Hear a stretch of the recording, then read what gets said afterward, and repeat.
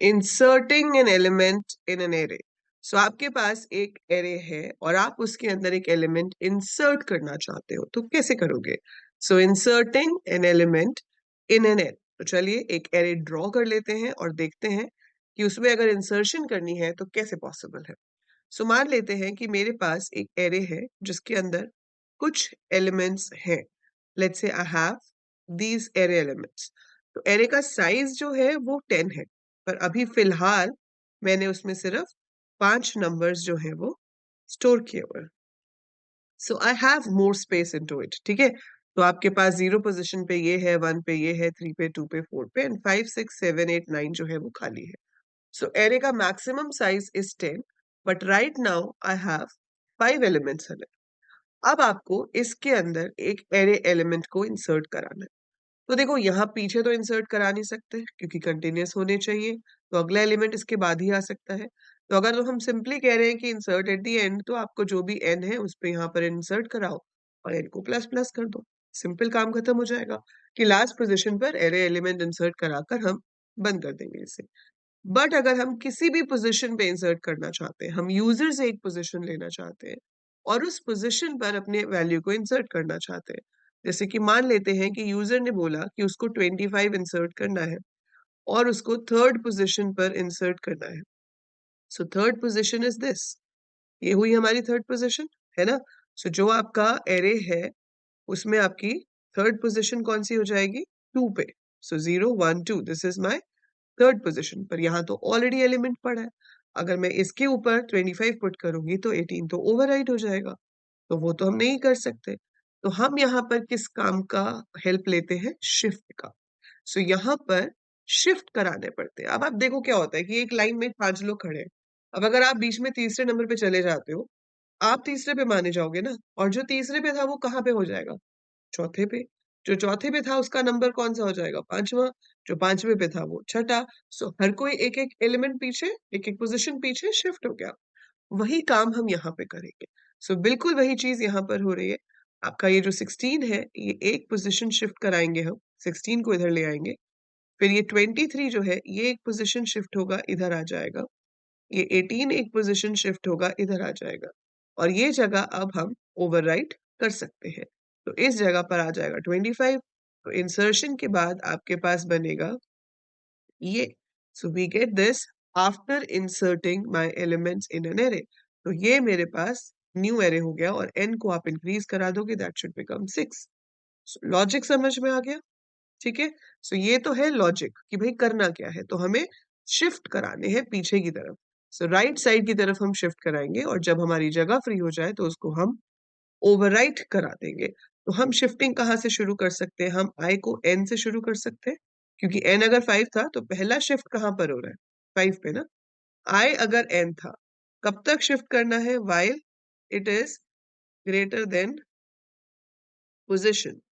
ठीक है, तब तक करना क्या है हमें? ai पर ai -1 को शिफ्ट कराना है। A5 पर A4 शिफ्ट हो जाएगा। फिर आपका जो I है वो माइनस माइनस हो गया। अब I की वैल्यू 5, जब I की वैल्यू 5 थी तो देखो क्या शिफ्ट हुआ, A5 पर चला गया, A4 जाना भी चाहिए था। फिर हमारा I जो है वो माइनस माइनस होके 4 हो गया। अब जब 4 हो गया तो A4 पर शिफ्ट होना चाहिए था A3। फिर हमारा I जो है वो 3 हो गया, तो अब A3 पे शिफ्ट होना चाहिए था A2। दैट्स इट, इसके आगे हमें नहीं जाना। तो हम अगर इस कंडीशन को ध्यान से देखें तो I 5 से शुरू हुआ, 5 ग्रेटर देन पोजीशन में क्या है? 3। 5 ग्रेटर देन 3 इज ट्रू, तो A5 A4 मतलब A4 A5 पे शिफ्ट हो गया। फिर आपका I जो है वो डिक्रीज हुआ, 4 बन गया। 4 greater than 3 is also true, तो फिर से शिफ्ट हो गया, 3 हो गया। अब 3 ग्रेटर देन 3 ट्रू नहीं है, दैट मीन्स यहाँ पर ग्रेटर देन इक्वल टू होना चाहिए। So I greater than equal to position, तो जब आई 3 होगा तो A3 पे A2 शिफ्ट हो जाएगा। So all the required elements are shifted.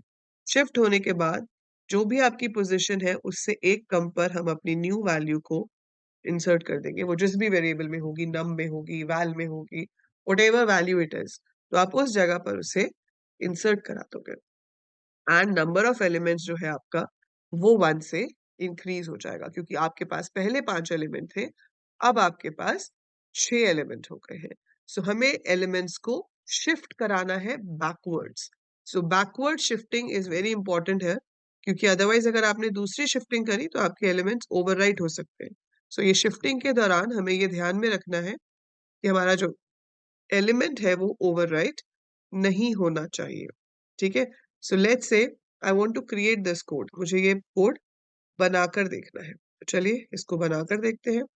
ये हमारे पास मेन है, ठीक है, मुझे इसके अंदर कोड लिखना है।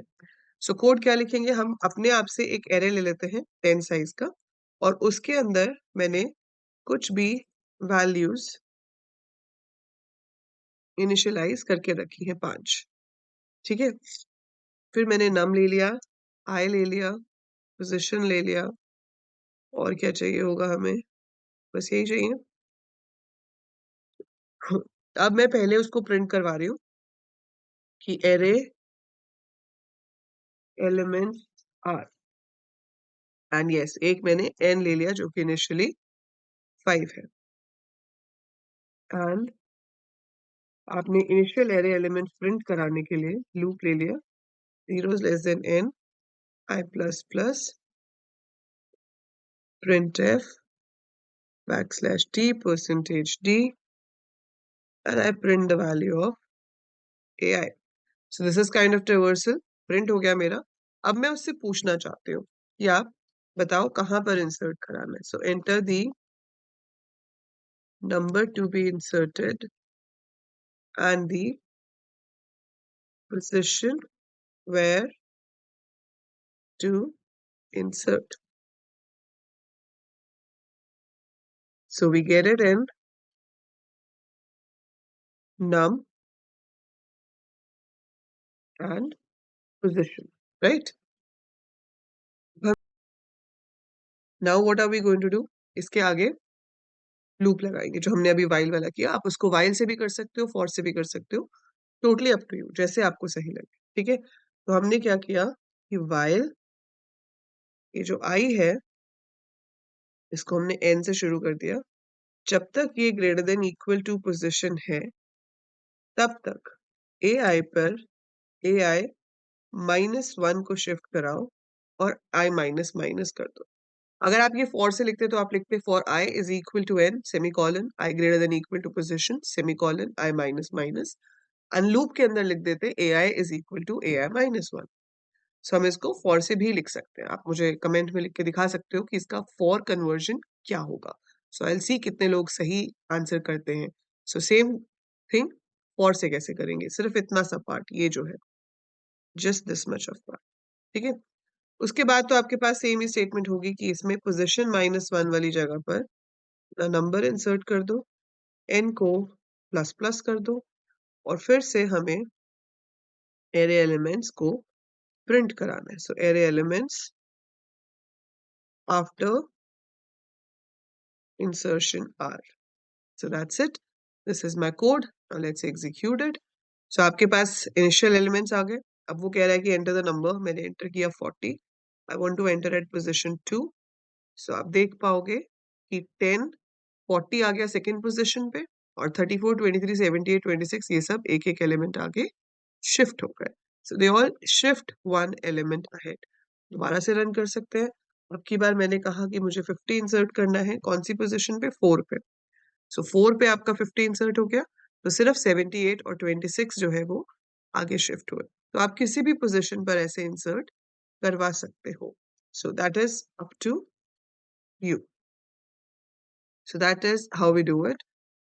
अब इसमें क्या है, कुछ चेक्स हैं जो यहाँ नहीं लगे हैं, जो चेक्स आपको लगाने चाहिए। और वो चेक्स आपको जो लगाने हैं वो क्या होंगे कि भाई अगर मैं पोजीशन ही एंटर कर दूं 8, तो मेरे पास तो n5 है, तो 8 इनपुट करने से तो इंसर्ट नहीं होगा ना। So you have to make sure कि आप ये चेक करो कि जो पोजीशन इनपुट हुई है वो वैलिड पोजीशन हो, तभी हम ऑपरेशन परफॉर्म करेंगे, अदरवाइज हम ऑपरेशन परफॉर्म नहीं करेंगे। मैं आपको अगर इसमें 1 पोजीशन पे भी इंसर्ट कर दिखाऊं तो भी ये इंसर्ट कर लेगा। ठीक है, बस आपको वैलिड पोजीशन वाली कंडीशन जो है वो चेक करनी है, और आप मुझे बताएंगे कि वहां पर क्या कंडीशन होनी चाहिए। So that is how we perform insertion. Code आप एक बार दोबारा से देख लीजिए. So this is your main code. ये जो shifting का है, इसको आप for से भी लिख सकते हो, while से भी लिख सकते हो. Totally up to you. काम एक ही करना है. So both ways we can use it and we can do our work. So that is how insertion into an array can be done by shifting the array elements. Similar way हम deletion भी करते हैं, उसमें भी shifting होती है. That we'll discuss in the next video. Till then, you take very good care of yourself.